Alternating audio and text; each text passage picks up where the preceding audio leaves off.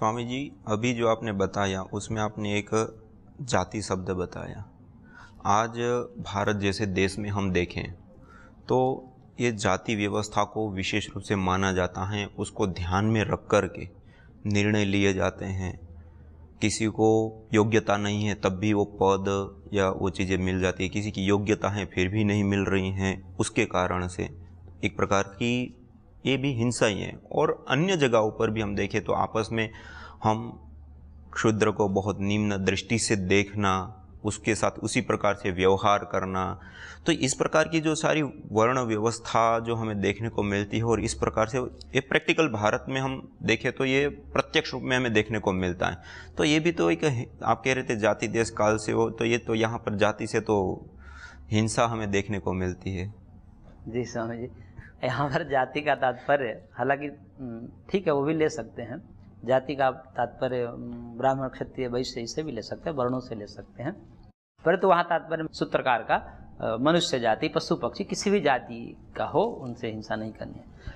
लेकिन जो ये प्रश्न है कि वर्ण व्यवस्था, वर्ण कहिए जाति कहिए, किसी कोई व्यक्ति इसको अलग मानता है, कोई एक मानता है, उससे कोई लेना नहीं। परंतु ये जो प्रश्न है कि वर्ण व्यवस्था में विभक्त करके और फिर ऊंच नीच का भाव और भेदभाव फिर जहाँ से उत्पन्न हुआ, यदि ये नहीं होता शायद तो भेदभाव नहीं होता, ये शायद आपका संकेत है। हाँ, तो इसमें वर्ण व्यवस्था तो सनातन का अंग है और वर्ण व्यवस्था, आश्रम व्यवस्था, ये दोनों जो है सनातन का मूल आधार है, मूल बेस है।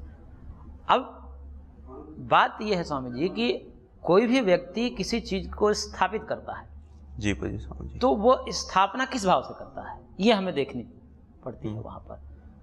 अब वेदों ने, भगवान ने साक्षात वर्ण व्यवस्था की तो उनका भाव क्या था, उनका भाव क्या था, आज क्या भाव है, उसमें हम देखते हैं तो जमीन आसमान का अंतर है।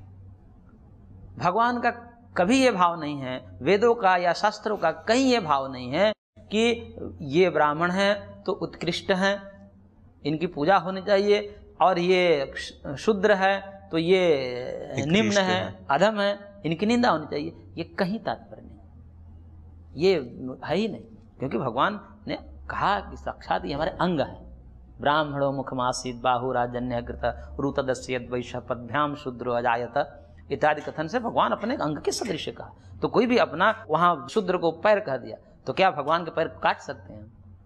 नहीं काट सकते। यदि भगवान का पैर ही काट देंगे तो ये ठीक नहीं है, हिंसा है। तो भाव ये नहीं है, भाव ये है कि किसी पिता के 4 पुत्र हैं, अब 4 पुत्रों को योग्यता के अनुसार पे, क्योंकि ये जगत स्वामी जी वैविध्य है, कर्म वैचित्र्यात् सृष्टि वैचित्र्यम, एक ही पिता के 4 पुत्र जो है एक स्वभाव के नहीं हो सकते। किसी को कुछ अच्छा लगता है, किसी को खाने में मिठाई अच्छी लगती है, किसी को तीखा, किसी का कड़वा, इस प्रकार से सबको अपनी अपनी रुचि, चाह कर भी हम नहीं कर सकते। देखिए ये तो प्रैक्टिकल है।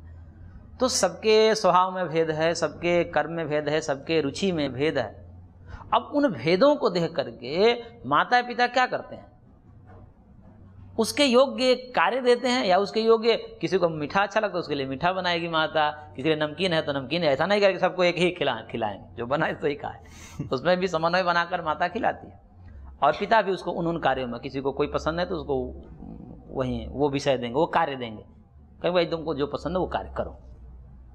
ऐसे ही भगवान ने सबके रुचि के आधार पर ये चारों जो भगवान के हैं संतान हैं, उनके रुचि और अभिरुचि के आधार पर उनके विभाजन कर दिया और कार्य दे दिया, आप ये कार्य करिए क्योंकि आपके लिए अनुकूल है, आपकी रुचि की विषय है। तो उसमें ये भावना नहीं है ऊंच नीच की भावना, वहाँ किस प्रकार से इस समष्टि का सर्वविध उत्कर्ष हो, क्योंकि जहाँ विभाजन कर देते हैं वहाँ पर कार्य थोड़ा सा आसान हो जाता है, एक व्यवस्था बनाने के लिए। हाँ जी, जहाँ व्यवस्था बनानी होती है तो वहाँ विभाजन करना पड़ता है, क्योंकि नहीं तो सब विभाजन नहीं करेंगे तो सब मिश्रित हो जाएगा, कुछ पता ही नहीं चलेगा। जैसे हम सेना में जाते हैं तो सेना की व्यवस्था देते हैं, वहाँ पर जल सेना, थल सेना और वायु सेना, वहाँ विभाजन करना। अब कल को ये मतभेद होने लगे, वायु सेना वाले ये कहने लगे कि मैं श्रेष्ठ हूँ क्योंकि मैं हवा में उड़ता हूँ, मैं आसमान में रहता, तुम लोग तो कीड़े हो, जो रेंगने वाले हो। तो अब ये भावना है क्या सरकार की? ये जो सेनाओं का विभाजन जिसने किया, ये उसका तो भाव नहीं है। जी तो जिस प्रकार से कोई भेदभाव कर रहा है जाति के नाम पर, वर्ण के नाम पर, तो उस व्यक्तिगत उसके दोष हैं। ये वेद की भावना नहीं है। वेद तो सर्वविध उत्कर्ष के लिए, सबके कल्याण के लिए ये सारी व्यवस्था बनाया है।